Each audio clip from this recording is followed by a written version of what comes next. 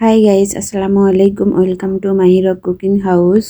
আজকে আমি নতুন রাঁধুনিদের জন্য খুবই সহজ ও হেলদি একটি রেসিপি শেয়ার করতে যাচ্ছি। মাছের পাতলা ঝোলের রেসিপি। আশা করি সবার অনেক পছন্দ হবে আর খুবই হেলদি একটি রেসিপি। অবশ্যই ফুল ভিডিও দেখে তারপর কমেন্ট করে জানিয়ে দেবেন আমার এই রেসিপি আপনাদের কেমন লেগেছে। কথা না বাড়িয়ে চলুন মেন রেসিপিতে। সবার প্রথমে আমি একটা কড়াইতে পরিমাণ মতো তেল গরম করে গরম তেলে রসুন বাটা এবং পেঁয়াজ বাটা অ্যাড করে দেব।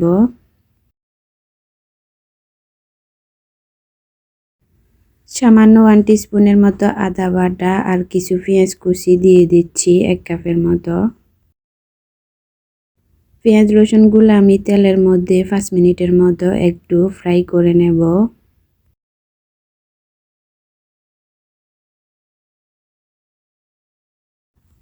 পেঁয়াজ রসুন যখন ফ্রাই হয়ে গেছে এবং এগুলা সফট হয়ে গেছে, এই পর্যায়ে আমি মশলা কষানোর জন্য সামান্য একটু পানি অ্যাড করব। দেন দিয়ে দেব 1 টিস্পুন হলুদ, 1 টিস্পুন লাল মরিচের গুঁড়ি, 1 টিস্পুন জিরা এবং ধনিয়া আর 1 টিস্পুন মাছের মশলা। এখন আমি মশলাগুলো কিছুক্ষণ কষিয়ে নেব 5 মিনিট।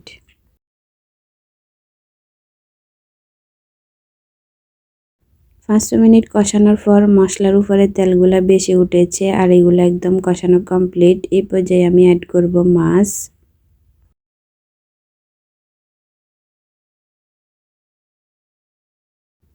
মাছগুলো অ্যাড করে কিছুক্ষণ মশলার সাথে 5 মিনিটের মতো কষিয়ে নিয়েছি। দেন অপর পাশটা এভাবে উল্টিয়ে দিয়ে আরও 5 মিনিট এভাবে কষিয়ে নেব।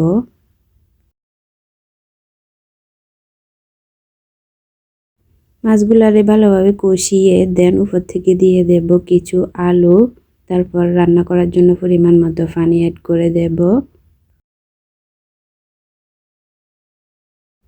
এখন ঢাকনা দিয়ে ঢেকে 15 থেকে 20 মিনিটের মতো কুক করে নেব।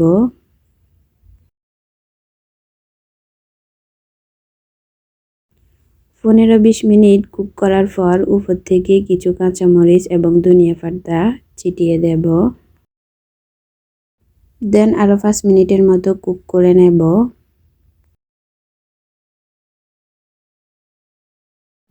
ঢাকনা দিয়ে ঢেকে আরও 5 মিনিট কুক করে নিয়েছি। তারপর চুলাটা বন্ধ করে গরম ভাতের সাথে এই মাছটা পরিবেশন করব। এমন রেসিপি আমাদের স্বাস্থ্যের জন্য অনেক হেলদি। আশা করি যারা আমার ফুল ভিডিও দেখেছেন তারা একটু হলেও উপকৃত হয়েছেন। ভিডিও ভালো লাগলে ফলো এবং সাবস্ক্রাইব করে রাখবেন। So enough today guys.